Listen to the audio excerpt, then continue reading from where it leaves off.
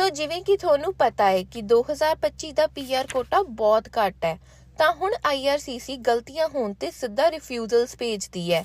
ਤਾਂ ਆ ਕੁਝ ਗਲਤੀਆਂ ਨੇ ਜੋ ਤੁਸੀਂ ਅਵੋਇਡ ਕਰ ਸਕਦੇ ਹੋ।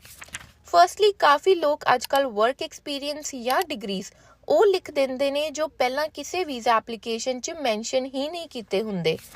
ਦੈਨ ਕੁਝ ਬੰਦੇ ਫੇਕ ਪ੍ਰੂਫ ਆਫ ਫੰਡਸ ਲਾਉਂਦੇ ਨੇ ਐਂਡ ਐਕਸਪਾਇਰਡ ਪੁਲਿਸ ਸਰਟੀਫਿਕੇਟ ਵੀ ਫਾਈਲ 'ਚ ਪਾਇਆ ਹੋਵੇ ਤਾਂ ਰਿਫਿਊਜ਼ਲ ਆ ਸਕਦੀ ਹੈ।